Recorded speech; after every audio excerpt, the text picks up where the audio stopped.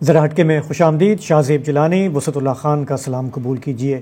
Doha Qatar سے اطلاعات آ رہی ہیں کہ وہاں پہ غزہ میں جنگ بندی کے لیے جو کوششیں کئی ماہ سے چل رہی تھیں وہ ان میں خاصی تیزی آئی ہے. صدر جو ہونے والے ہیں ٹرمپ صاحب، ان کے ایلچی وہاں موجود ہیں اور وہ دونوں فریقین کو کہہ رہے ہیں کہ یہ معاملات 20 جنوری سے پہلے طے ہو جائیں تو بہتر ہے. اس پر ہم پروگرام میں آگے بات کریں گے.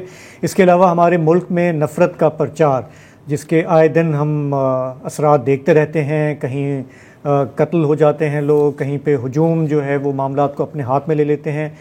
اس موضوع پر ڈاکیومنٹریز بنی ہیں، سامنے آ رہی ہیں شارمین عبید چنوائے کی، وہ پروگرام میں ہمارے ساتھ ہوں گی. اس موضوع پر بھی ہم بات کریں گے. لیکن آغاز کرتے ہیں ہمارے ٹیکس کے معاملات سے. Federal board of revenue FBR جو ہم سے ٹیکس وصول کرتا ہے، جو کہ ضروری ہے، ملک اس سے چلتا ہے، اس کے حوالے سے خبر آئی چند روز پہلے کہ انہوں نے اپنے افسران کے لیے 1000 نئی گاڑیاں خریدنے کا پرچیز آرڈر انہوں نے جاری کیا ہے. یہ 1000 گاڑیاں جو ہیں ان کے مطابق 17 یا 18 گریڈ کے جو افسران ہیں ان کے لیے ہوں گی. اس پر بہت پبلک بیکلیش سامنے آ رہا ہے، سوشل میڈیا پر سخت تنقید ہو رہی ہے کہ FBR اپنے ٹارگٹس تو میٹ نہیں کرتا اور پھر اپنے یہ جو شاہ خرچیاں ہیں ان کی بڑھتی جا رہی ہیں. آپ کو پتہ ہے کہ ہم ایک IMF کے پروگرام میں ہیں اور IMF نے جو ٹارگٹ سیٹ کیا تھا ٹیکس وصولی کا وہ ₹6 ٹریلین ہے، جو کہ دسمبر تک کے جو اعداد و شمار ہیں اس کے حساب سے FBR نے نیرولی مس کیا ہے. گو کہ پچھلے 6 ماہ میں ٹیکس وصولیاں امپروو ہوئی ہیں پچھلے سال کی نسبت، لیکن اوورال کارکردگی میں ابھی بہت ساری چیزیں ہونا باقی ہیں. تو FBR کے ترجمان کا بھی جواب آیا ہے. ہاں، عام طور پہ وہ کہہ رہے ہیں جی، میڈیا میں خبریں چھپ رہی ہیں کہ 1010 گاڑیاں جو ہیں ہم 6 ارب روپے کی خرید رہے ہیں. ایسا نہیں ہے. 4 ارب 4.7 بلین روپیز جو ہیں صرف ہاں ان کی یہ گاڑیاں جو ہیں وہ خریدی جا رہی ہیں اگلے 5 ماہ میں، اور ایک ہی کمپنی سے خریدی جا رہی ہیں. جی بتا دوں، ہونڈا میتے، ہونڈا لیسا، ہاں ہونڈا سٹی 1.2. جی پتہ نہیں یہ فیوریٹ کار ہے. نہیں اچھا، نہیں مجھے تو آج پتہ چلا کہ اس میں کتنی خوبیاں ہیں. مثلا اس کا بنیادی مقصد یہ ہے کہ وہ جو گریڈ 18 یا ان کے آس پاس کے جو افسر ہیں، ایک تو مجھے یہ پتہ چلا کہ ان کی تعداد 1000 سے زائد ہے پہلی بار. تو دوسرے یہ پتہ چلا کہ سارے کے سارے فیلڈ میں ایکٹیو ہیں. تیسرے یہ پتہ چلا کہ یہ واحد گاڑی ہے ہونڈا سیوک جو ریٹیلرز کے پیچھے گلیوں، بازاروں اور ان جگہوں پہ بھی جا سکتی ہے جہاں پنڈی، اسلام آباد، لاہور اور کراچی میں موٹر سائیکل بھی بمشکل گزرتی ہے. بالکل صحیح. وہاں یہ چلی جائے گی، وہ چھاپا لگائیں گے اور پکڑ لیں گے استاد ٹیکس نکل. تو وہ جیسے کہتے ہیں کہ جب زیادہ گاڑیاں ہوں گی تو زیادہ ٹیکس وصولی ہوگی. یہ ان کا ڈاکٹر احسان افضل ہیں، وزیر اعظم کے کوآرڈینیٹر. جی، ان کا یہ کہنا ہے جی باقی دنیا میں جو ٹیکس اتھارٹیز ہیں وہ جو بھی ان کو کلیکشن ہوتا ہے اس کا 2 سے 3% خرچ کرتی ہیں اپنے پہ.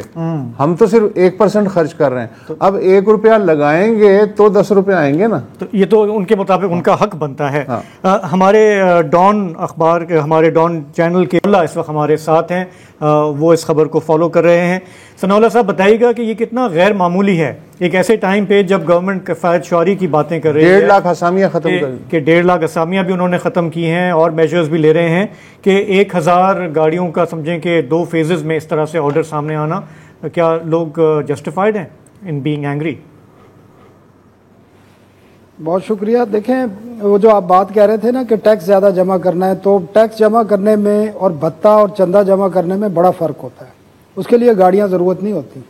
یہ بڑا انٹرسٹنگ سا ہے. لیکن یہ اصل میں جب IMF سے آپ کی ڈسکشن ہو رہی تھی تو حکومت ایک پلان لے کے گئی کہ ہم ڈسکشن کے دوران کہ اس کو FBR کو ڈیجیٹلائز کریں گے، اور اس کے لیے ایک پلان بنا، ایک ٹاسک فورس بنی، انہی پرائم منسٹر نے بنائی 10 رکنی، اور ان کی مختلف جو ریکمنڈیشن تھی وہ پرائم منسٹر کے پاس گئی. اور اس میں FBR یہ لے کر گیا بہت ساری چیزوں کے ساتھ ساتھ، کیونکہ ڈیجیٹلائزیشن کا علیحدہ ایک بہت بڑا پروجیکٹ ہے اور اربوں روپے اس پر خرچ ہو رہے ہیں اور بہت سارا کام ہو چکا ہے. تو انہوں نے کہا جی ایک یہ بھی ہے کہ ہمارے جو گریڈ 17 اور 18 کے افسران ہیں وہ انٹائٹل نہیں ہیں گاڑیوں کے. تو آپ ہمیں ان کے لیے جتنے افسران ہیں اتنی گاڑیاں دے دیں, 1010 افسران ہیں سب کے لیے, تو ہماری ریکوری جو ہے نا, ٹیکس ریکوری, وہ بہتر ہو جائے گی. پرائم منسٹر نے جب میٹنگ ہوئی تو اس پر ناراضگی کا بھی اظہار کیا گیا, اور پہلے اس کو ریفیوز کر دیا گیا, لیکن بعد میں پھر اس کو رجسٹ کیا گیا اور یہ اپروول ہو گئی. اب اس سے جو اس میں جو آ رہا ہے, ٹکراؤ آ رہا ہے, وہ بیسکلی آ رہا ہے ڈیجیٹلائزیشن کا. جب آپ ڈیجیٹلائزیشن پر چلے جائیں گے, اور چلے گئے ہیں 50% سے زیادہ, تو اس میں تو ہیومن انٹریکشن ہے ہی نہیں. اس میں تو آپ کی ٹوٹل ریکوری جو ہوگی, جو ساری چیزیں ہوں گی, وہ آپ کا ایک کمپیوٹر کرے گا یا سافٹ ویئر کرے گا, جس کے لیے آپ نے اربوں روپے خرچ کیے ہیں. آپ نے ای فائلنگ کرنی ہے, ای انوائسنگ کرنی ہے, ٹیکس اسسمنٹ کرنی ہے, باقی پیمنٹس کرنی ہے, وہ تمام جو ہے ڈیجیٹل ہو جائے گی, اور ہو گئی ہیں بہت ساری. تو پھر اس میں افسران کو کہیں جانے کی ضرورت ہی نہیں پڑے گی. تو یہ بالکل ایک سمجھ سے بالاتر ہے, اور کوشش یہ کی گئی ہے کہ لوگوں کے جو کنسرن ہے افسران کے, کیونکہ انہوں نے نیت کا ایشو ہے نا ٹیکس جمع کرنے کے لیے, گاڑیوں کی ضرورت نہیں ہے, اور جتنے افسران ہیں FBR کے, ان کے پاس گاڑیوں کا ایشو ہے ہی نہیں. اگر اس میں کسٹم اور ان لینڈ ریونیو کے افسران ہیں, تو کسٹم کے افسران کے پاس تو پہلے ہی گاڑیاں موجود ہیں, اور وہ گاڑیاں وہ ہیں موسٹلی افسران کے پاس. ہم خود دیکھتے ہیں وہ جو نان کسٹم پیڈ پکڑی جاتی ہیں, وہ اس کو رکھ لیتے ہیں, یا تو اسی طرح چلاتے ہیں, یا کچھ تھوڑا بہت ٹیکس جمع کرا کے اس کو کلیئر کرا کے خود رکھ لیتے ہیں. اب مسئلہ یہ ہے کہ یہ ایشو ان کے لیے بنے گا, کیونکہ جب آپ ڈیجیٹل پہ چلے گئے ہیں تو ان گاڑیوں کی ضرورت نہیں ہے. دوسرا لیگل ایشو یہ ہے کہ یہ انٹائٹل نہیں ہے. پھر اس کا میسج جائے گا باقی بیوروکریسی کے لیے بھی. باقی بیوروکریسی میں بھی یہ کھڑے ہوں گے لوگ, اور وہ گاڑیاں مانگیں گے. جس طرح بازی میں آپ کو پتا ہے ایگزیکٹو الاؤنس پنجاب میں ملا تھا, تو فیڈرل گورنمنٹ میں افسران نے یونین بنا لی تھی, اور منسٹر جا کے پرائم منسٹر کے پاس جا کے کیس فالو کرتے تھے کہ ایگزیکٹو الاؤنس دیں. ایگزیکٹو الاؤنس کا مطلب ہے کہ جو وہ تنخواہ لے رہے ہیں اس کے برابر ایک اور تنخواہ. تو وہ مل گئی ساروں کو. تمام فیڈرل گورنمنٹ کے جو سیکریٹریٹ کے ملازمین ہیں, جس میں فارن سروس ہے, باقی سروسز ہیں, وہ ایگزیکٹو الاؤنس لے رہے ہیں. اس کے علاوہ گریڈ 20 سے اور 22 تک کے جتنے افسران ہیں, ان کو ایک مانیٹائزیشن الاؤنس دیا گیا, جو 90,000 روپے سے لے کر 1,20,000 روپے ماہانہ ہے. اور وہ اس بدلے ملتا ہے کہ آپ نے سرکاری گاڑی استعمال نہیں کرنی, لیکن وہ تمام سرکاری گاڑیاں استعمال کر رہے ہیں. انہوں نے طریقہ یہ ڈھونڈا ہے, وہ مانیٹائزیشن الاؤنس بھی لے رہے ہیں, اور ساتھ ہی انہوں نے جتنی ان کے انڈر کارپوریشن کام کرتی ہیں, جس طرح نیشنل بینک ہے, اب نیشنل بینک نے یہاں پر سیکٹری فائنانس کو بھی اور فائنانس منسٹر کے لیے گاڑیاں کھڑی کی ہوئی ہیں, اسٹیٹ بینک نے کھڑی کی ہوئی ہیں. اسی طرح باقی وزارتیں ہیں, ان کے سیکٹریز ہیں, اور جوائنٹ سیکٹری, ایڈیشنل سیکٹری, اور جو منسٹرز ہیں یا اسٹیٹ منسٹرز ہیں, انہوں نے کارپوریشن سے گاڑی لی. یہ آپ کی بات صحیح ہے کہ اس کا ایک افیکٹ یہ بھی ہوتا ہے کہ باقی بیوروکریسی بھی کہے گی کہ جی ہمیں بھی دیں یہ مراد. اچھا, just to play devil's advocate Sanaullah, وہ یہ کہہ سکتے ہیں کہ آپ نے ڈیجیٹائزیشن کی بات کی کہ وہ ایک ایم ہے اور اس کی طرف ہم بڑھ رہے ہیں, لیکن وہ پوری طرح بھی انفورس نہیں ہوئی. ابھی تک ہماری بہت ساری اکانومی جو ہے وہ انفارمل ہے. ہمارے ریٹیلرز جو ہیں وہ آپ کو پتہ ہے کہ 10 طرح کے طریقے وہ ڈھونڈ دیتے ہیں کہ وہ کسی طرح سے نیٹ میں نہ آئیں. وہ یہ کہہ سکتے ہیں کہ جی کہ اگر انفورسمنٹ کے لیے تو ہمیں کم از کم اتنا تو ہونا چاہیے نا کہ ہمارے جو 17-18 گریڈ کے لوگ ہیں وہ ٹریول کر سکیں, وہ ہیڈ آفیسز جا سکیں, بڑے بڑے شہروں میں وہ آ جا سکیں. پلس وہ یہ بھی کہہ رہے ہیں کہ جی اس میں ٹریکنگ سسٹم ہے, ہم یہ انشور کریں گے کہ یہ گاڑیاں ابیوز نہ ہوں, وہ ان کے گھر والوں, بیوی, بچوں کے استعمال میں نہ ہوں, بلکہ وہ سرکاری کام میں ہوں. یہ بات کچھ سمجھ میں آتی ہے؟ نہیں, ٹریکنگ سسٹم وہ ہے کہ یہ چوری نہ ہو. وہ ٹریکنگ سسٹم اس میں نہیں ہے کہ اس کو ٹریک کرے کہ وہ چل کہاں رہی ہے, یہ والا سسٹم نہیں ہے اس میں. اچھا, بیسکلی اب اس میں 50% جو ملازمین ہیں وہ فیلڈ فارمیشن میں نہیں ہے, وہ آفیسز میں ہے, جس طرح ہیڈ آفس میں لوگ ہیں اور جگہ پہ ہیں. انہوں نے تو کراس دی بورڈ کیا ہے نا کہ جتنے افسران ہیں اتنی گاڑیوں کے آرڈر دے دیے, اور پرائم منسٹر نے اپروول لی ہے 5 ارب 60 کروڑ کی. یہ 4 ارب 70 کروڑ جو ہے نا, یہ اس کے علاوہ جو ان کی رجسٹریشن ہوگی, ان کی رینوویشن ہونی ہے, ان کے اوپر نمبر پلیٹیں لگنی ہیں, باقی کام ہونے ہیں, کچھ چیزیں آپ کو پتہ ہے باہر سے لگوانی پڑتی ہیں. تو وہ ٹوٹل اس کی جو کاسٹ ہے وہ 5 ارب 60 کروڑ ہے, اور اس کی رننگ کاسٹ اس کے علاوہ ہے, کیونکہ یہ صرف گاڑیاں نہیں دی جائیں گی, ان کو پھر فیول بھی دیا جائے گا. وہ بغیر فیول کے انہوں نے اپنی جیب سے یہ نہیں چلانی گاڑیاں کوئی بھی. تو یہ ایک میں یہ سمجھتا ہوں کہ اس سے ڈیجیٹلائزیشن کا جو ایک ان کا نعرہ تھا, اور پرائم منسٹر 50 میٹنگز لے چکے ہیں اب تک ڈیجیٹلائزیشن پر, اور اس میں کئی فیصلے امپلیمنٹ ہو چکے ہیں. جو آپ کہہ رہے تھے ابھی نہیں ہوا. اچھا, ایف بی آر والا کہہ رہا ہے, اب صرف ایف بی آر کے ترجمان نے کہا ہے کہ یار آپ لوگوں کے پیٹ میں کیوں تکلیف ہو رہی ہے, ہم نے اس مد میں حکومت سے ایک پیسہ بھی نہیں لیا, سارے کا سارا ہمارا اپنا پیسہ ہے جس سے ہم گاڑیاں خرید رہے ہیں, تو ہو آر یو؟ سر یہ بڑی انٹرسٹنگ بات ہے. میں ایک چھوٹی سی آپ کو ذکر کرنا چاہوں کہ یہاں پر 2 ادارے ہیں وزارت اطلاعات, اس سے لنک کر رہا ہوں. ایک شالیمار ریکارڈنگ کمپنی ہے, ان کے ملازمین کو 27 ماہ سے تنخواہ نہیں ملی. ایک پاکستان ٹیلی ویژن کے ملازمین ہیں جن کو آج 14 تاریخ ہو گئی ہے, ان کے پاس تنخواہ دینے اور پینشن پیسے نہیں ہیں. وہ بھی یہی کہتے تھے, وہ بھی کہ ہمارے اپنے پیسے ہیں. اب ان کے پیسے کیسے ہیں؟ پی ٹی وی کے ان کو ہر پاکستانی بجلی کے بل میں 35 روپے دیتا ہے اور وہ مہینے کا 1 ارب روپیہ بنتا ہے, تو وہ بھی کہتے ہیں یہ ہمارے اپنے پیسے ہیں. تو یہ ٹیکس آپ کے لوگوں سے وصول کرتے ہیں, ہم سے وصول کرتے ہیں, ہر پاکستانی سے وصول کرتے ہیں. اور یہ نہیں ہے کہ کوئی پاکستانی ٹیکس نہیں دیتا, ہر پاکستانی ٹیکس دیتا ہے. جو کنزمپشن ٹیکس ہے جس کو ہم جی ایس ٹی کہتے ہیں, وہ آج آپ دوائیوں پر بھی دے رہے ہیں. تو یہ تو خیر فضول بات ہے کہ اس پہ بحث کرنا کہ وہ پیسے ہمارے اپنے ہیں. وہ کوئی فیکٹری تو نہیں چلا رہے, یا کوئی کارپوریشن یا کوئی کھاد کی فیکٹری چلا رہے ہو, یا سیمنٹ کی یا عسکری سیمنٹ چل رہی ہو, یا کوئی اور چیز چل رہی ہو, وہاں سے تو وہ پیسے نہیں کما رہے, وہ تو ٹیکس کلیکٹ کر رہے ہیں. میں دیکھ رہا تھا کہ عوامی سطح پر تو بہت تنقید ہو رہی ہے اور شاید جائز بھی ہے. سینٹ کی اسٹینڈنگ کمیٹی ہے فائنانس اور ریونیو کی, انہوں نے بھی اس کا کیا کہیں نوٹس لیا ہے. انہوں نے کہا ہے کہ جی ہمیں بتایا جائے کہ آپ نے کس مد میں یہ کیا ہے, اس کو جسٹیفائی کریں. دوسرا یہ کہ اس کا جو پورا جو پروکیورمنٹ کا طریقہ ہے وہ آ کے ہمیں ایکسپلین کریں. یہ جو چیک اینڈ بیلنس کی ہم بات کرتے ہیں, پارلیمنٹری اوورسائٹ کی, اس سے کوئی فرق پڑے گا؟ میرے خیال میں کوئی فرق نہیں پڑے گا, کیونکہ یہ اس لیول پر اپروول ہوئی ہے, اس کی پرائم منسٹر نے کی ہے, پرچیز آرڈر ایشو ہو چکا ہے, اور کمیٹیوں میں ہم بیٹھے ہوتے ہیں, کمیٹی کے ارکان یہ چیزیں اٹھا دیتے ہیں, لیکن اس کو مینیج کر لیا جاتا ہے, یہ بعد میں سیٹل ہو جاتی ہیں یہ چیزیں, کوئی ایشو نہیں ہوتا. لیکن پاکستان کے جو ایکسپینڈیچر کا ایشو ہے نا, میں بار بار میں بھی کہیں پہ اگر جو شو کرتا ہوں تو اس میں یہی بتاتا ہوں کہ پاکستان کا ایشو ریونیو کا نہیں ہے, پاکستان کا ایشو ایکسپینڈیچر کا ہے. پاکستان کا جو فیڈرل گورنمنٹ ہے سب سے زیادہ ایشو اسی کا ہی ہے. چھوٹی سی فیڈرل گورنمنٹ ہے, آپ نے 400 ادارے بنائے ہوئے ہیں فیڈرل گورنمنٹ کے, 400 سے اوپر ہیں. اس کے علاوہ آپ نے 48 ڈویژن بنائے ہوئے ہیں, وزارتیں بنائی ہوئی ہیں. ضرورت ہی نہیں ہے دنیا کے جہاں پاکستان جیسی جہاں پر ڈیموکریسی ہے یا اتنی آبادی کا ملک ہے, وہاں پہ 6 سے 7 وزارتیں ہوتی ہیں ٹوٹل. آپ کو ضرورت ہی نہیں, آپ نے سارے صوبائی سبجیکٹ یہاں رکھے ہوئے ہیں. چھوٹے چھوٹے ادارے آپ نے سینٹرلائز کیے ہوئے ہیں, یہاں پر بنائے ہوئے ہیں چھوٹے چھوٹے کام کے لیے, اور ہزاروں لوگوں کو, لاکھوں لوگوں کو رکھا ہوا ہے, اور اس پر ایکسپینڈیچر ہو رہے ہیں. اور ابھی جو رائٹ سائزنگ کی کمیٹی کے اجلاس چل رہے ہیں, اس میں جو لاسٹ کیبنٹ کی میٹنگ تھی جس میں فیز 2 لے کر گئے, تو وہ اس پر موسٹلی وزیر کھڑے ہو گئے ان 5 وزارتوں کے. انہوں نے کہا جی ہم اس کو مانتے ہی نہیں ہیں, آپ ہمیں صرف تنخواہ دینے کے لیے وزیر بنا رہے ہیں. تو اس پہ باقاعدہ میں نے رپورٹ بھی کیا, وہ وزیروں نے کھڑا ہوا اور وہ منظور نہیں ہو سکا. تو مسئلہ یہ ہے کہ ہمیں سیریس ہونا پڑے گا, اپنے ایکسپینڈیچر کم کرنے پڑے گے. اچھا, مشرف دور میں اسی ایف بی آر نے جیپیں خریدنے کا فیصلہ کیا تھا ٹیکس کلیکشن کے لیے, تو میرا خیال ہے وہ جیپوں سے مطلوبہ نتائج حاصل نہیں ہو سکے, تو اب وہ ہونڈا سٹی پہ آ گئے. سر میں ایک صرف بات, تھوڑا سا ٹائم آپ کے پاس ہو تو ایک بات بتانا چاہتا ہوں. میں نے خبر رپورٹ کی سال پہلے, زرعی ترقیاتی بینک کی ریکوریز کے ایشوز تھے. آپ حیران ہوں گے, میرے پاس وہ لیٹر پڑا ہے. انہوں نے ڈیسیجن کیا کہ خواجہ سرا کو رکھیں گے, وہ ہر جو ڈیفالٹر ہوگا اس کے گھر پہ جا کے ڈھول بجائے گا اور چیخے گا, چلائے گا, تاکہ ہماری ریکوری ہو جائے.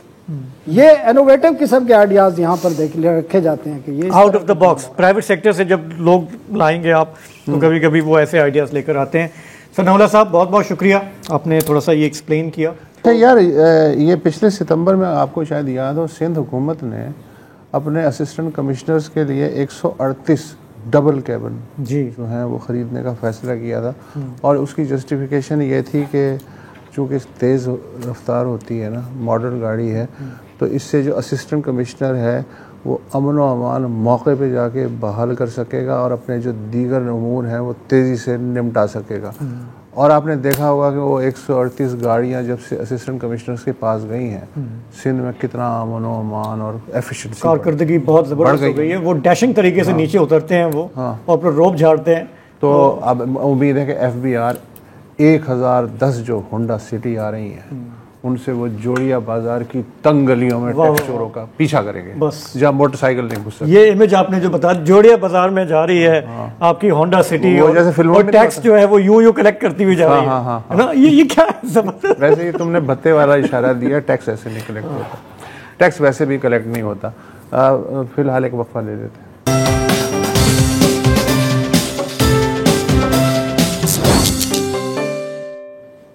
Welcome back. غزہ میں پچھلے 24 گھنٹے میں 61 مزید فلسطینی شہید اور لگ بھگ 300 اور زخمی ہو گئے ہیں, اور اس وقت بھی حملے جاری ہیں, اور جس وقت میں آپ سے یہ گفتگو کر رہا ہوں اس وقت بھی کوئی نہ کوئی مر رہا ہوگا یا زخمی ہو رہا ہوگا. اور ظاہر ہے یہ اب کوئی خبر نہیں ہے.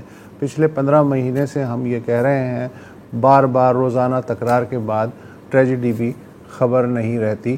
لیکن یہ خبر اس لیے ہے کہ آج بھی جب اس لمحے بھی وہاں بمباری ہو رہی ہے, قطر سے یہ مسلسل خبریں آ رہی ہیں کہ اسرائیل اور حماس کے درمیان بالآخر ایک سمجھوتے کا جو مسودہ ہے اس پہ 98.9% اتفاق ہو گیا ہے, اور اس کے پیچھے امریکی, مصری, قطری ثالث جو ہیں وہ موجود ہیں. اور پہلی بار ایسا ہوا ہے کہ قطر میں ایک ہی بلڈنگ میں حماس کے نمائندے بھی تھے الگ کمرے میں, اور اسرائیل کے نمائندے بھی تھے, اور بیچ میں ثالث تھے. اس سے پہلے ایسا نہیں ہوتا تھا. اسرائیل کی طرف سے شن بیت کے چیف, موساد کے چیف, جی, دونوں کو نیتن یاہو نے بھیجا ہے کہ آپ کریں گے. پہلے بھی یہی لوگ آتے تھے. قطری وزیر خارجہ کا کہنا ہے کہ وہ بہت ہی آپٹمسٹک ہیں, لیکن بادل دیکھ کے گھڑے نہیں پھوڑنے چاہیے. ہمیں ماضی میں بھی اس طرح کی چیزیں جو ہیں وہ مہنگی پڑتی رہی ہیں. یہ جو معاہدہ, جو مسودہ جس کے بارے میں سننے میں آ رہا ہے, یہ بیانی وہی ہے کہ آپ کو یاد ہوگا گزشتہ سال مئی میں امریکی صدر جو بائیڈن نے ایک فارمولہ پیش کیا تھا. اس فارمولے کی بنیاد پہ جولائی تک گفتگو بھی ہوئی تھی, اور تب بھی اتنا امکان روشن ہو گیا تھا کہ اب جنگ بندی ہو جائے گی. لیکن نیتن یاہو نے حسب توقع ٹانگ اڑائی کہ جی کوئی کوریڈور تھا مصر اور غزہ کے درمیان جو سرحدی گزرگاہ ہے اس پہ, کہ اس پہ ہم بیٹھیں گے, تو یہ بہانہ کر کے وہ بھی ردی کی ٹوکری میں چلا گیا تھا. لیکن اب جو اسرائیل کے دوسرے سب سے قریبی اتحادی ہیں جرمن چانسلر اولاف شولز, انہوں نے بھی کہا ہے کہ یہ معاہدہ, یہ ڈیل جو ہے پچھلے 15 ماہ میں سب سے زیادہ پر امید ہوں کہ بالآخر یہ ہو جائے گی. اسرائیلی میڈیا کے مطابق اگر اس سمجھوتے پہ دستخط ہو جاتے ہیں اگلے کچھ گھنٹوں میں یا 24 گھنٹے میں, تو پہلے مرحلے میں حماس 33 یرغمالی رہا کرے گی, اور اس کے بدلے اسرائیل لگ بھگ 200 فلسطینی قیدی چھوڑے گا. اسرائیل غزہ اور مصر کی سرحد پہ قائم کراسنگ, جسے فلاڈیلفیا کوریڈور کا نام دیا جاتا ہے, اسے خالی کر دیا جائے گا. پھر 16 دن بعد دوسرے مرحلے میں حماس مزید یرغمالی رہا کرے گی, اور اسرائیل کی فوج غزہ سے انخلا شروع کر دے گی. شمالی غزہ کے مکینوں کو واپس آنے کی مشروط اجازت ہوگی. مشروط میں اس لیے کہہ رہا ہوں کہ وہ غیر مسلح طریقے سے آ سکتے ہیں. اسرائیل غزہ کی پٹی کے ارد گرد ایک بفر زون قائم کر سکتا ہے. یہ واضح نہیں کہ یہ بفر زون خود اسرائیلی حدود میں ہوگا یا اس کے لیے بھی غزہ کی جو حدود ہیں وہ انکروچ کی جائیں گی. تیسرے مرحلے میں غزہ میں بحالی اور تعمیر نو کا جو خاکہ ہے اس پہ ڈسکشن ہوگا. غزہ میں کس طرح کی ایڈمنسٹریشن ہو. اسرائیل اور امریکہ چاہتے ہیں کہ فلسطینی اتھارٹی کی ایڈمنسٹریشن جیسے غرب اردن میں چل رہی ہے غزہ میں بھی ہو, لیکن حماس کو ظاہر ہے کہ اس پہ کچھ ریزرویشنز ہیں. اسرائیلی وزیر اعظم نیتن یاہو نے اپنے جو انتہا پسند اتحادی ہیں, اچھا یہ میں مجبوری میں کہہ رہا ہوں انتہا پسند تو یہ سب لوگ ہیں, لیکن نیتن یاہو سے بھی زیادہ جو انتہا پسند اتحادی ہیں, یعنی قومی سلامتی کے وزیر بن گویر اور جو وزیر خزانہ ہیں بیزلیل سموترخ, ان کو وہ سمجھا رہے ہیں. انہوں نے کہا تھا کہ سمجھوتا نہیں ہوگا, ہوا تو اس دن ہم حکومت چھوڑ دیں گے. تو ان پہ خاصا دباؤ ہے حکومت کے اندر سے کہ یار آپ بے شک کیبنٹ میں اس کے حق میں ووٹ نہ دیں, لیکن فی الحال حکومت سے الگ نہ ہوں. لیکن کچھ سینٹرز کی پارٹیاں ہیں, انہوں نے نیتن یاہو سے کہا ہے کہ جسٹ ان کیس اگر یہ لوگ الگ ہوتے ہیں اور آپ کی حکومت کا گرنے کا خطرہ ہو تو فی الحال ہم عارضی طور پہ آپ کی مدد کرنے کو تیار ہیں. تو امید ہے کہ اگر نیت ٹھیک ہے تو کیبنٹ اکثریت سے اس سمجھوتے کی منظوری دے دے گی. اچھا، یہ جو سمجھوتا ہوا ہے اس کے پیچھے جو بائیڈن صاحب کے جو ایلچی ہیں بریٹ میکگرک، ان کا تو خیر سرکاری طور پہ ہاتھ ہی ہے، لیکن اصل ہاتھ جو ہے وہ بھائی ٹرمپ کے جو مشرق وسطی سے متعلق ایلچی ہیں سٹیو ویٹکاف، ان کا بتایا جاتا ہے، جو ان کے گولف کورس کے ساتھی ہیں اور خود بھی بزنس مین ہیں. ان کے بارے میں جو ہے وہ کہا یہ جا رہا ہے کہ یہ ہیرٹس کی خبر ہے. ہیرٹس کی خبر یہ ہے کہ ٹرمپ نے یہ شرط عائد کی تھی کہ 20 جنوری کو جب میں حلف اٹھا رہا ہوں تو میں کوئی نہیں سننا چاہتا کہ جی وہاں ابھی تک جنگ ہو رہی ہے یا رغوالی ہیں. اگر ایسا ہوا تو بقول اس کے جہنم کا دروازہ کھل سکتا ہے. آل ہیل ول بروک، پتہ نہیں اس کا کیا مطلب ہے. اچھا، تو اس کی یہ جو مینڈیٹ ہے، اس کے بعد سٹیو ویٹکاف صاحب جو ہیں، جو اس وقت قطر میں موجود ہیں، ان کے بارے میں ہیرٹس کا کہنا ہے کہ سنیچر کو انہوں نے تل ابیب کو فون کیا کہ بھائی میں اسکرپٹ لے کے آ رہا ہوں. انہوں نے کہا بھائی صاحب آج تو سبت ہے، ہماری تو چھٹی ہوتی ہے، تو ہم تو کوئی کام وام کسی سے ملاقات وغیرہ نہیں کرتے. کہنے لگے بھائی یہ آپ کا مسئلہ ہے، میرا مسئلہ نہیں ہے، سبت ہے یا نہیں ہے، میں آ رہا ہوں. وہ گئے اور تو نیتن یاہو کو مجبوراً ان سے ملنا پڑا، اور اخبار کے مطابق انہوں نے کہا بھائی صاحب یہ ہے، یہ سینہ یہ ہے اور یہ پڑھ لیں اور میں واپس جا رہا ہوں. یہ بھی نہیں سنا کہ منظور ہے یا نہیں ہے. تو یہ انہوں نے ایک، اب اللہ جانے اس میں کتنی صداقت ہے، لیکن اس کے بعد جو اسرائیلی میڈیا ہے اس پہ ایک ماتم کی کیفیت ہے. جو تجزیہ کار ہیں نیتن یاہو، وہ کہہ رہے ہیں کہ ٹرمپ کی جو قیمت ہے اب ہم ادا کر رہے ہیں.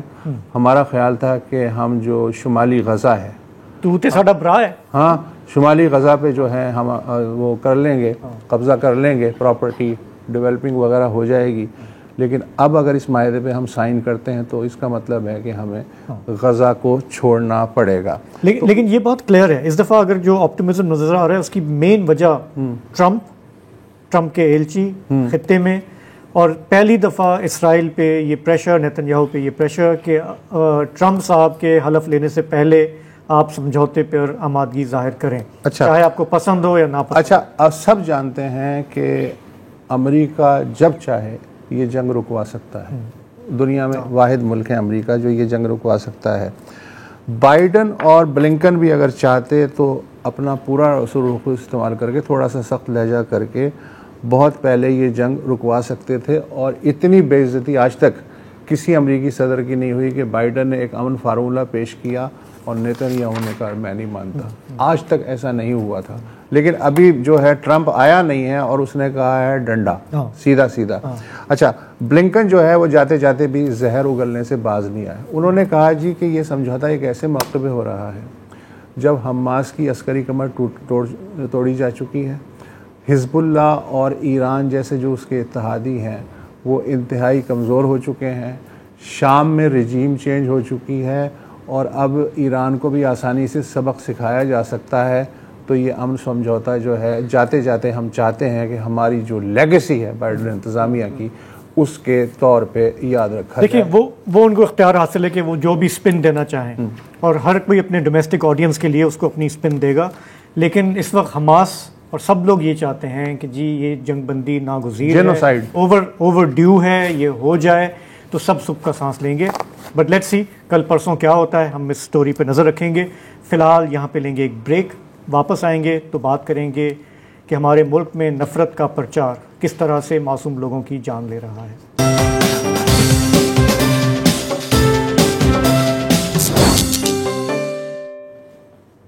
ہمارے سماج میں انتہا پسندانہ رویے وقت کے ساتھ ساتھ پروان چڑھتے رہے ہیں، اور میں یہ کہوں تو غلط نہیں ہوگا کہ جیسے جیسے آبادی بڑھی ہے ہم دیکھتے آئے ہیں کہ یہ رجحانات مزید تیز ہوتے گئے ہیں. آئے دن ہم اپنے اس شو پہ ذکر کرتے رہتے ہیں کہ کہیں پہ ہجوم جو ہے وہ ایک بے گناہ شخص کو مل کے قتل کر دیتا ہے، کہیں پہ خواتین کو ہراسمنٹ کا سامنا ہوتا ہے. سوشل میڈیا کے آنے کے بعد ہم نے دیکھا کہ یہ نفرت کا پرچار کس طرح سے ملٹی پلائر افیکٹ اس کا ہوتا ہے، اور آنن فانن جنگل کی آگ کی طرح افواہیں الزامات پھیلتے ہیں. گرجا گھر جلا دیے جاتے ہیں, عبادت گاہوں کو نشانہ بنایا جاتا ہے, اور اس کی لپیٹ میں بسا اوقات معصوم لوگ آتے ہیں. ان موضوعات پر بات کرتے ہوئے ہمارے مین اسٹریم میڈیا میں بہت سارے لوگ گھبراتے ہیں. اس پر کم بات ہوتی ہے, لیکن ابھی حال ہی میں ڈاکیومنٹریز سامنے آئی ہیں جو ہماری 2 دفعہ اکیڈمی ایوارڈ ونر شارمین عبید چنوائے نے بنائی ہیں, ان کی کمپنی نے بنائی ہیں, اور اس کا مقصد ہے کہ لوگوں کو ظاہر ہے کہ آگہی دی جائے کہ ہیٹ سپیچ کس طرح سے لوگوں کی جانیں تباہ کرتا ہے. ایسے بھی کیسز ہیں جب لوگ خودکشی کرنے پر مجبور ہو جاتے ہیں, اور اس کا سماج پر کیا اثر ہوتا ہے, ہم اس بارے میں کیا کر سکتے ہیں. تو شارمین اس وقت ہمارے ساتھ اسٹوڈیو میں موجود ہیں, آپ کا بہت بہت شکریہ کہ آپ ہمارے ساتھ ہیں. تو 5 منی ڈاکیومنٹریز ہیں. میں دیکھ رہا تھا کہ اس کی پہلی جو قسط ہے وہ کل یوٹیوب پہ آ گئی جی, اور باقی جو ہیں وہ روز یوٹیوب پہ پبلش ہوں گی. تھوڑا سا یہ بتائیے گا کہ اس میں کون کون سے موضوعات کو آپ نے چنا ہے, اور what are you trying to achieve. نفرت انگیز گفتگو کے پہلو کی 22 کے اوپر 5 فلمیں ہیں. ایک سائبر ہراسمنٹ پر ہے, ایک موب وائلنس کے اوپر ہے, ایک ٹارگٹ کلنگ کے اوپر ہے, ٹرانسجینڈر رائٹس پر ہے, اور عورت مارچ کے بارے میں ہے. ہم نے جب ایک لینڈسکیپ پاکستان کا دیکھا تو جو گونجتی ہوئی آواز ہمیں سنائی دی وہ نفرت کی آواز سنائی دی. گھروں سے لے کر ٹیلی ویژن سے لے کر آن لائن اسپیسز کے اندر ہم ایک دوسرے سے بات نہیں کرتے, ہم ایک دوسرے پر چیختے ہیں آج کل. تو کیوں کرتے ہیں؟ کون سے ایسے آرکیٹیکٹس ہیں پاکستان کے اندر جو بینیفٹ کرتے ہیں اس طرح کی زبان, اس طرح کی الفاظات؟ اور لوگ سمجھتے ہیں الفاظ صرف الفاظ ہوتے ہیں, مگر یہ 5 فلمیں آپ کو دکھائی جاتی ہیں کہ الفاظ لوگوں کی جانیں لیتے ہیں. اینڈ آئی وانٹ کہ پاکستان کے اندر ہم ایک دوسرے سے ایک کانورسیشن شروع کریں کہ کیا اس ملک کا جو پہلو ہے, جو روح, جو رویہ اس ملک کا ہے, جس بات پہ یہ ملک گیا ہے, یہ ملک ہم اپنے بچوں کے لیے کس طرح کا ملک چھوڑ کے جا رہے ہیں. تو وسر صاحب ہم نے اس پروگرام پہ بارہا یہ چیزیں کور کی ہیں. مشال خان کا واقعہ ہو, اس کے بعد آپ کو یاد ہوگا نائلہ رند طالبہ تھیں جنہوں نے خودکشی کی کیونکہ ان کو بلیک میل کیا جا رہا تھا آن لائن اسپیسز میں. اسی طرح سے قبرستانوں سے لاشیں نکال کے پھینک دی, یہاں دفن نہیں ہو سکتے. وہ ہے جنید حفیظ کا کیس ملتان میں, ابھی تک وہ کال کوٹلی میں پڑے ہوئے ہیں. راشد رحمان ان کے وکیل تھے, ان کو کس طرح سے مرڈر کیا گیا. تو یہ وہ ہمارے لوگ ہیں جو بے گناہ مارے گئے. ہم نے نیوز چینل پہ تو ہم پروگرام کر لیتے ہیں, بات کر لیتے ہیں, لیکن پھر ہم بھول جاتے ہیں. پھر ایک نیا قصہ سامنے آتا ہے, پھر ڈاکٹر شاہ نواز کا معاملہ ہو جاتا ہے عمر کوٹ میں, پھر ہم اسے کور کرتے ہیں. تو ڈاکیومنٹریز کا ایک فائدہ یہ ہوتا ہے کہ وہ ایک جگہ آپ نے اس کو شوکیس کر لیا, آپ نے اس کو اکٹھا کر لیا, اور واقعے کے کچھ عرصے کے بعد آپ نے اس کا احاطہ کیا کہ اس کا امپیکٹ کیا ہے. تو میں یہ جاننا چاہ رہا تھا کہ چونکہ اس شو پہ تو ہم یہ جو بہت ہی ڈپریسنگ سٹوریز ہیں لیکن ضروری بھی ہیں ہمارے سماج کے حساب سے, ہم کور کرتے رہے ہیں. جب آپ نے یہ ڈاکیومنٹریز ابھی بنائیں تو اس میں ایسی کوئی چیز جو آپ کے لیے نہیں ہو یا آڈینسز کے لیے نہیں ہو جو ہمیں کچھ سوچنے میں مجبور کرے, سم تھنگ وی ڈڈنٹ نو؟ بالکل. آئی تھنک کہ ہر فلم جو ہے وہ نیوز آئٹم کو لے کر ایک لائٹ شائن کر رہی ہے کہ کون سے لوگ تھے جو موجود تھے اس وقت. فار ایگزامپل جب ہم نے نائلہ رند کا کیس اٹھایا آن لائن سائبر ہراسمنٹ کے اندر, تو جب ہم وہاں گئے, اب تو کافی ٹائم ہو چکا ہے نائلہ رند کے کیس کا, ایون دو ان کے جو اکیوزڈ ہیں ان کو 2023 میں لائف امپریزمنٹ ملی تھی, مگر جب ہم گئے اور ہم نے ہاسٹل میں بات کی اور لوگوں سے پتہ چلا تو سنتھسس یہ ہوا کہ جو انویسٹیگیشن تھی پولیس کی اس وقت وہ بہت فلاڈ تھی, اس لیے کیونکہ ہمارے پولیس کے اہلکار پراپرلی ٹرین نہیں تھے. اب کافی ٹائم آ چکا ہے, وہ سائبر ہراسمنٹ میں بھی ٹرین ہو چکے ہیں ان علاقوں کے اندر, ان پہ تھوڑا سا اور شعور آ گیا ہے. مگر دا موسٹ امپورٹنٹ تھنگ ہمیں پتہ چلی کہ نائلہ رند کے کیس کے اندر انویسٹیگیشن جب پولیس آئی تب انہوں نے نہ باڈی کا ایک میپ بنایا, نہ انہوں نے گلوز پہنے ہوئے تھے. سو انہوں نے سائٹ کو ٹینٹ کر دیا کیونکہ لوگ کہہ رہے تھے یہ سوئسائڈ نہیں ہے, یہ ایک مرڈر کیس ہے. تو اس کا ہی بیس انیشیل انویسٹیگیشن کا ہی ٹینٹ ہو گیا تھا. مگر I think the most important thing جو اس طرح کی انویسٹیگیشن میں ہمیں پتہ چلا اس جو فیئر اینڈ جو پھیلتا ہے وہ کبھی جاتا نہیں ہے. بیکاز 150 لڑکیاں اب ہاسٹل چھوڑ کے چلی گئی تھیں نیلا رند کے کیس کے بعد. ابھی تک اس کیس کے پہلو اس کیس کے اندر جو ہوا تھا اس کا افیکٹ لانگ لاسٹنگ ہے. جب ہم نے اسٹوڈنٹ سے بات کری تو ہمیں پتہ چلا کیا سائبر ہراسمنٹ میں لوگ آگے جا کر کیس رجسٹر کریں گے یا نہیں کریں گے. اینڈ آئی تھنک کہ پاکستان کو یہ پتہ ہونا چاہیے کہ more than 50% of the cases of cyber harassment are women. اب 70 ملین اگر سوشل میڈیا یوزرز ہیں پاکستان کے اندر, اس کے اندر مور دین اینڈ اس کے اندر جو ہراسمنٹ کیسز آ رہے ہیں وہ ہزاروں میں آ رہے ہیں جو رپورٹڈ ہیں. صرف بہت ساری عورتیں رپورٹ نہیں کرتی. اگر نائلا رند خودکشی نہیں کر لیتی یا یہ حادثہ نہیں ہوتا, کیا وہ رپورٹ کرتی ہے؟ یہ کویشچن ہم بہت ایکسپلور کرتے ہیں اس انویسٹیگیشن کے اندر. اچھا, ڈاکومنٹریز میں ایک اور مسئلہ بھی ہوتا ہے کہ بڑی آسانی سے ہم جو بھی سبجیکٹ چوز کریں اس میں جو ایکٹیوسٹ ہیں وہ مل جائیں گے, حکومتی لوگ بھی مل جائیں گے, ایکسپرٹس بھی مل جائیں گے. ریئل کیریکٹرز وہ عام طور پہ یا تو ریلکٹنٹ ہوتے ہیں بات کرتے ہوئے, یا پھر ان کو بڑی مشکل سے کلٹیویٹ کرنا پڑتا ہے کہ آپ کا چہرہ نہیں دکھائیں گے, آواز بدل دیں گے, مطلب جو بھی آپ یقین دلا سکتے ہیں کر سکتے ہیں. یہ جو آپ کے 5 کا سیٹ ہے فلموں کا, اس میں ظاہر ہے آپ نے ایکسپرٹ سے بھی بات کی ہوگی اور سرکاری لوگوں سے بھی بات کی ہوگی, اور ہمیں سب کو پتہ ہے, بچپن سے سن رہے ہیں کہ ان کے کیا اسکرپٹ ہوتا ہے.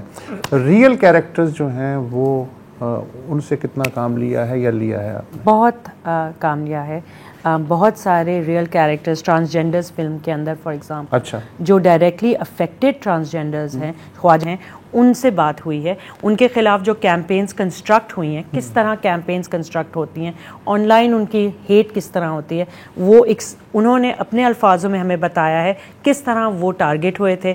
جب انہوں نے اپنی خود انویسٹیگیشن کری تو پتہ چلا کہ لوگ ہائر ہوئے تھے باقاعدہ طور پر, ٹارگیٹڈ آن لائن ہیٹ ان کی طرف ہوئی تھی. اینڈ وہ آن لائن ہیٹ پھر فزیکل وائلنس انہوں نے بتایا, ان کے گھر اٹیک ہوئے یا لوگ پہنچ گئے ان کے گھروں پر. اس طرح خیبر پختونخوا میں فار ایگزامپل 60 سے زیادہ خواجہ سراؤ کے مرڈر ہو چکے ہیں پچھلے 8 سالوں میں.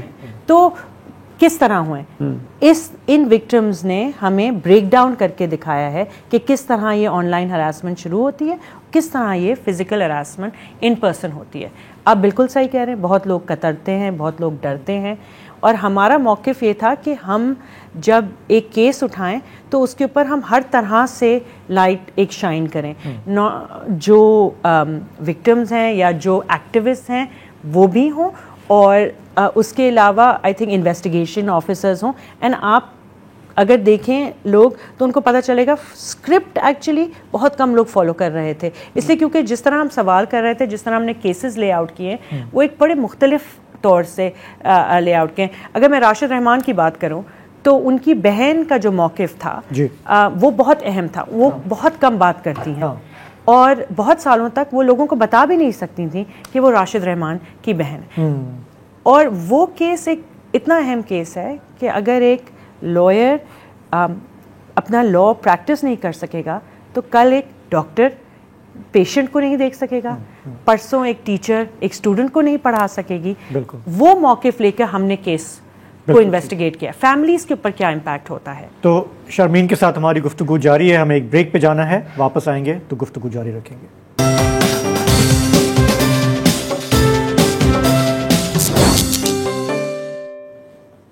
تو پری ڈیجیٹل ایج میں جب لوگوں کو تشدد پہ اکسانا ہو یا نفرت کا پرچار کرنا ہو تو لاؤڈ سپیکر کا استعمال ہوتا تھا, لیکن ڈیجیٹل زمانے میں سوشل میڈیا ہے, چیزیں بہت جلدی وائرل ہو جاتی ہیں, پوری دنیا کا چکر لگا لیتی ہیں اور بہت نقصان ہو جاتا ہے. شارمین عبید چنوائے ہمارے ساتھ ہیں. شارمین, یہ بتائیے گا کہ جن واقعات کا ہم ذکر کر رہے ہیں جن میں لوگوں کی اموات ہو گئیں, لوگ قتل ہو گئے, اس میں ایف آئی اے کا کیا رول رہا؟ کیونکہ آپ کو پتہ ہے کہ یہاں پہ جو پیکا کا قانون ہے جب وہ لایا جا رہا تھا تو قوم کو بتایا جا رہا تھا کہ یہ خواتین کا تحفظ یقینی بنائے گا اور بچوں کا تحفظ یقینی ہوگا. آپ نے جن کیسز کو دیکھا ہے سائبر ہراسمنٹ کے حوالے سے بھی یا موب وائلنس کے حوالے سے FIA کا آپ کو کیا رول نظر آیا کہ اپنا کام وہ کر رہے ہیں؟ آئی تھنک کہ پاکستان میں کافی قانون ہیں. I think the understanding of in laws کے بارے میں اینڈ اس کی امپلیمنٹیشن بہت دور دراز ہے. I think most important is police training which ہم نے جن لوگوں سے بات کی ہے وہ بہت ایمفسائز کرتے ہیں کہ قانون کی جو ٹریننگ ہے وہ ہمارے لوگوں کو دی جائے. But I think most importantly ہماری جو گفتگو ہوئی ہے وہ FIA ڈیل کس طرح کرتی ہے اس طرح کے کیسز کے اندر. اگر ایک خاتون آئیں اور سائبر ہراسمنٹ کی کمپلین ہے تو کیا سٹیپس لیتی ہیں. بہت سارے ایسے اہلکار ہیں جو follow the law, they do it quite well. بہت سارے ایسے ہیں ویئر دیر آر گیپس. تو ایکسپیرینس جو ہے وہ لوگوں کا ڈفرینٹ ہوتا ہے FIA کے ساتھ. نائلا رند کے کیس کے اندر اسپیسیفکلی کیونکہ وہ انویسٹیگیشن ہم نے دیکھی تھی, دیر ور لاٹس آف گیپس اور گیپس آئیڈینٹیفائی ہوئے ہیں اس کے اندر. موب وائلنس کے اندر گیپس ہیں. میں کل کا ایک واقعہ بتا دیتا ہوں. بتائیں. میری ایک دوست ہیں, وہ ایک پروفیشنل آرگنائزیشن میں کام کرتی ہیں. تو ان کے پیچھے کوئی اسٹاکر لگ گیا اور اس نے SMS وغیرہ بھیجنے شروع کر دیے, آڈ آورز میں کالیں شروع کر دیں, اور ان کے پاس وہ ریکارڈ بھی تھا SMS کا. تو میں نے کہا یار تمہارے گھر کے قریب ہی ہے وہ سائبر ونگ کا دفتر, وہاں چلی جاؤ. اور میں نے بات بھی کر لی, وہ جو بھائی صاحب وہاں بیٹھتے ہیں. اچھا وہ چلی گئی. وہاں جو انسپیکٹر تھی اس نے کہا جی کیا مسئلہ ہے, اس نے مسئلہ بتایا. اس نے کہا او ہو یہ تو آپ SMS کی بات کر رہی ہیں, ہم تو صرف جو سوشل میڈیا یا واٹس ایپ پلیٹ فارم وغیرہ ان سے ڈیل کرتے ہیں, تو آپ کو تو جا کے پولیس تھانے میں جو لوکل پولیس تھانہ ہے اس میں جا کے آپ کمپلین درج کرا دیں, وہ دیکھ لیں گے, یہ ہمارا مسئلہ نہیں ہے, یہ ہو رہا ہے. مگر میں آپ کو کہوں گی میرا experience, personal experience with cyber harassment has been very good with the FIA. آپ 1.5 سال پہلے سائبر ہراسمنٹ آن لائن میرا نمبر لیک ہو گیا تھا. میں سائبر آپ شرمین عبید چنائے ہیں, مت بھولیں. نہیں ٹھیک ہے میں ہوں, مگر لا فالو ہوا تھا, مجھے بلایا گیا تھا. میں آپ کو اس کی ریزن بھی بتا رہا ہوں. آپ شرمین عبید چنائے ہیں. ہاں نہیں ٹھیک ہے, آپ کہیں کہ میں ہوں, مگر جس طرح کا جب میں وہاں تھی تو اس ویٹنگ روم کے اندر میں نے ایک تو اور خواتین دیکھی جو جا رہی تھیں, جو کہہ رہی تھیں. دقت پیش تو سب کو آتی ہے. شامین لیوڈ ایکسپیرینس جو ہے نا عام لوگوں کا وہ بالکل diametrically I will say that of course there are gaps, of course there are issues, but I can never say کہ ہم 100% blame ایک ادارے پہ ڈال دیں. نہیں بلیم کی بات نہیں ہو رہی, رسپانسبلٹی کی بات ہو رہی ہے. ڈے ٹو ڈے ریئلٹی ہے, اس میں کوئی بلیم نہیں ہے. اچھا بلیم کر کے ایسا تھوڑی ہے کہ وہ ٹھیک ہو جائیں گے یا ہم خراب ہو جائیں گے, بالکل بھی نہیں. لیکن عام آدمی جو ہے نا وہ اس کی کہانی ایک الگ ہے. میں ایک الگ سے بالکل ایک سوال کرنا چاہتا ہوں. مارک زکربرگ میٹا, انہوں نے ایک بڑا خطرناک فیصلہ کیا ہے کہ جو تھرڈ پارٹی فیکٹ چیک کا سسٹم ہے اب تک جو ہوتا آیا ہے, وہ کہہ رہے ہیں یار یہ بکواس ہے, اور جو لوگ ہیں صارفین انہیں اپنے طور پہ کرنا چاہیے. یہ فریڈم آف سپیچ کے بھی خلاف ہے. اب چونکہ ٹرمپ وہاں آ گیا ہے, ایلان مسک آپ تو کبھی بھی اس کے فیور میں نہیں رہے کہ جی تھرڈ پارٹی فیکٹ چیک ہونا چاہیے. اور یہ دونوں آپ کو پتہ ہے سب سے زیادہ جو ڈیجیٹل پلیٹ فارم ہے یا ہماری جو مائنڈ ہے وہ یہ دونوں ہی کنٹرول کر رہے ہیں. یہ اگر ہو گیا 20 جنوری کے بعد تو اس کے بعد بتائیں کہ یہاں کیا طوفان آ سکتا ہے. دیکھیے پاکستان جیسا ملک جو ہے وہ it will bear the brunt. سب سے زیادہ اس ہمارے ہی ملک کے اندر ایشوز پیدا ہوں گے, بیکاز ہمارے سوشل میڈیا پولیفریشن جو ہے 70 ملین لوگ انٹریکٹ کرتے ہیں یا رومرز بہت اسپریڈ ہو جاتے ہیں. اگر کوئی فیکٹ چیکنگ نہیں ہوگی تو لوگوں کی زندگیاں جائیں گی ہمارے جیسے ملک کے اندر, اور بہت جلدی جائیں گی. اور اسپیشلی بیکاز کوئی بھی کل اٹھ کے کچھ انٹرنیٹ پہ ڈال کے کسی اور کو اکیوز کر سکتا ہے. ہمارے لاز جو ہیں وہ like there like C right, وہ آپ کل اٹھ کے آپ کو اکیوز کر دوں, آپ مجھے اکیوز کر دیں, آن لائن ہم کہہ دیں. کوئی اگر میٹا بھی نہیں چیک کر رہا, کوئی تھرڈ پارٹی بھی نہیں چیک کر رہا, تو دین ہم سب مرسی پہ ہیں. It's free for all. اچھا میں آپ سے یہ جاننا چاہ رہا تھا کہ ہمارے یہاں ایک زمانہ تھا, وسط صاحب نے بھی بڑی ڈاکیومنٹریز بنائی ہیں, ریڈیو ڈاکیومنٹریز, دوسری بھی کچھ میں نے بھی کام کیا ہے. ہم نے گزرتے برسوں میں ہم نے دیکھا ہے کہ ہمارے جو میڈیا ہاؤسز ہیں وہ ڈاکیومنٹریز کو فنڈ نہیں کرتے. ہمارے جو ٹی وی ہے generally it's TV on the cheap. آپ نے 4 بندوں کو بٹھا دیا, ایک لا حاصل گفتگو ہو رہی ہے, everybody's waste of time. آپ جب یہ ڈاکیومنٹریز بنانے کی طرف جاتی ہیں تو فار ایگزامپل یہ جو آپ کا یہ انیشیٹو ہے ہیٹ اسپیچ، تو ڈو یو فائنڈ کہ یہاں پہ ڈونرز ہیں، فنڈ کرنے والے لوگ ہیں جو ان ایشوز میں دلچسپی رکھتے ہیں؟ آپ کو پتہ ہے کہ پاکستان کے اندر یہ سیریز جو ہے یوٹیوب پہ چلے گی، اس لیے کیونکہ یہاں گنجائش نہیں ہے ٹیلی ویژن پہ ان طرح کے موضوعات پر ڈاکیومنٹریز چلانے کی. دوسری بات، بلکہ کسی بھی طرح کے موضوعات پہ ڈاکومنٹری نہیں چلے گا، ڈرامہ چلے گا. دوسری بات یہ ہوگی کہ اس سیریز کو 2 سال تک ہماری ٹیم نے کام کیا ہے. 5 ایپیسوڈز ہیں، پورے ملک میں گئے تھے، 100 سے زائد لوگوں کو انٹرویو ہو چکا ہے، 12 سے 15 لوکیشنز ہم جا چکے ہیں، اور ایک ڈیڈیکیٹڈ ٹیم ریسرچر سے لے کے پروڈیوسر سے لے کے ڈائریکٹر سے لے کے انہوں نے کام کیا ہے. کوئی 25 لوگوں نے اس سیریز پہ کام کیا ہے. یہ ایک بہت لارج انڈرٹیکنگ ہے. ہم تو سمجھتے ہیں یہ ایک پروف ہے پاکستان کے لیے کہ اگر یہ ایپیسوڈز دیکھیں گے تو ان کو پتہ چلے گا، جیسے بتی آن ہو جائے گی کہ جو چیز وہ دیکھتے ہیں یا سنتے ہیں اس کے پہلو اور رخ بہت الگ الگ ہیں. تو یہ آپ کا اپنا انیشیٹو ہے؟ یہ ہمارا اپنا انیشیٹو ہے، یہ ایک ایسوسی فلمز کا انیشیٹو ہے. ہم ہر سال یا ہر 2 سال بعد ایک موضوع اٹھاتے ہیں جو ہم سمجھتے ہیں اس ملک کے کو بہت سنجیدگی سے دیکھنا چاہیے.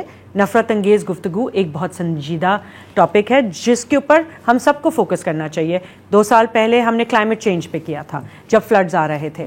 تو ہر 2 سال بعد ہم کوئی نہ کوئی ایسا انویسٹیگیٹو پیس اٹھاتے ہیں جس پہ ہم کانسنٹریٹ کرتے ہیں. بالکل ٹھیک ہے. اچھا، وہ کیا کہتے ہیں وہ جو کارپوریٹ ریسپانسبل CSR، یہ میں کہوں گی MSR ہے، ملک کی سوشل رسپانسبلٹی ہے. اچھا، یہ جو چینل ہے اس کے بارے میں تھوڑا گائیڈ کریں کہ کون سے چینل پہ یوٹیوب کا کسی کو دیکھنا ہے تو وہ دیکھ لیں. یوٹیوب پہ ایسوسی فلمز کا ایک چینل ہے، آپ youtube.com پہ جا کر ایسوسی فلمز SOC_films لکھیں گے تو آ جائے گا. اینڈ اس کے اوپر ہمارا سارا کام ہے، کلائمیٹ چینج سے لے کے ہیٹ اسپیچ سے لے کے ہر کام جو ہم کرتے ہیں پاکستان کے موضوع کے اوپر وہ سب ہے. اور یہ 5 فلمیں کل، آج اور اگلے 3 دن میں لانچ ہوں گی. اینڈ آئی تھنک یہ پوری فیملی کو دیکھنی چاہیے بیکاز ان سب کے اندر ہم سب کے لیے کچھ نہ کچھ ہے. تو جتنے لوگ دیکھیں گے ظاہر ہے کہ آئیڈیا یہ ہے کہ اس پہ ڈسکشن ہو، ہم ریفلیکٹ کریں کہ ہم کہاں جا رہے ہیں، کیسے ہم ہیٹ اسپیچ کو، نیگیٹیوٹی کو، جھوٹ کو، فیک نیوز کو کس طرح سے ہم خود کاؤنٹر کر سکتے ہیں. تو آج کے پروگرام میں اتنا ہی، ہمیں یہیں اجازت دیجیے. خدا حافظ، شب بخیر.